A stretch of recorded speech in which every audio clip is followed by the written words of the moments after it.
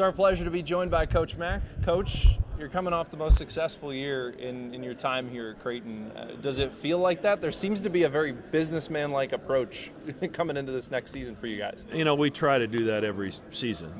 Every year's new, every team's unique, every team's different, even though we have some returning pieces, and that certainly helps us with our messaging to the younger guys. But they've taken a very workmanlike approach and a daily approach to improvement from when practice started on September 26th. So as a result, we've made some good progress. Do you guys appreciate what kind of luxury that is to have that kind of continuity going into a year? Yeah, I mean, it's going to be difficult. Obviously, we lost two starters, two guys that started 60 games for us, so that's not ideal. But it's going to happen. That's just a reality of college basketball and the landscape that we're living in right now. But we were able to act quickly and replace those guys with some quality people that are also really good basketball players. So, hopefully that doesn't impact us much. I know it hasn't hurt our culture. This group has been really, really connected and a lot of fun to coach. And you mentioned, I'll start with your point guard, Stephen Ashworth. There's some real animation when I talk to your players about how excited they are about how smooth that transition has been. Do you share in that? Just a little, yeah. It sounds like it's ahead of time. Yeah, for our fans, who watch Ryan Hawkins play a couple years, he's had a similar impact. He's a constant communicator. His message is always in a positive, uplifting way to his teammates.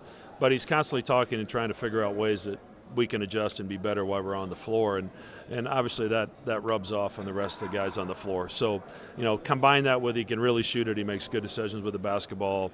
He doesn't need the ball in his hands all the time to be successful. He makes plays for himself and he makes plays for others, and that makes for a point guard that's fun to play with.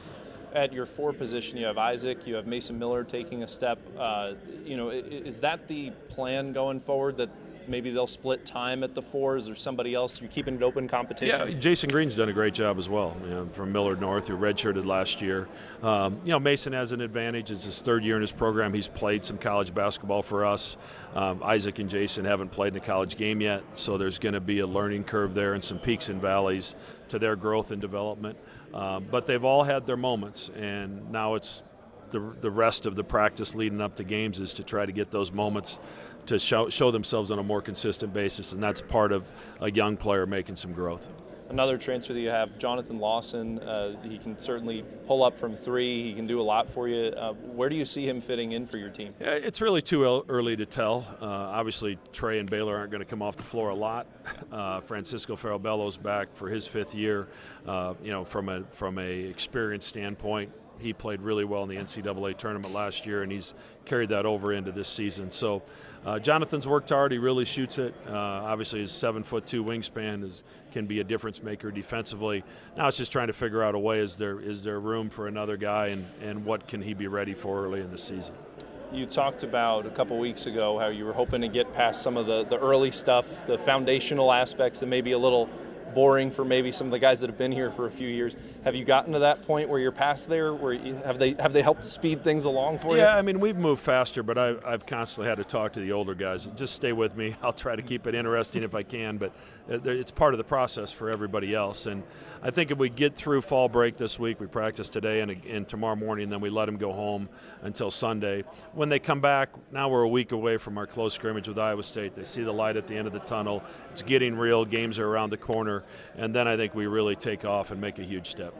You go to the Garden in a couple weeks for Big East Media Day. Restaurant that you have to hit up every time you go there? I always find a good steak place to take these guys out to. In New York? From Omaha? It changes every year, but there's a lot of good places, a lot of good choices. But it's good, Baylor and Trey and Kalk will go with me, and it's a good opportunity for us to spend some time together. So you're in the steak capital of the world, and then you go to New York to have a steak out there? There's some pretty good steaks in New York as well, but there's also some pretty good Italian places, so we'll see where we go. All right, well, looking forward to it. Looking forward to the season. Thank you so much. Thank you.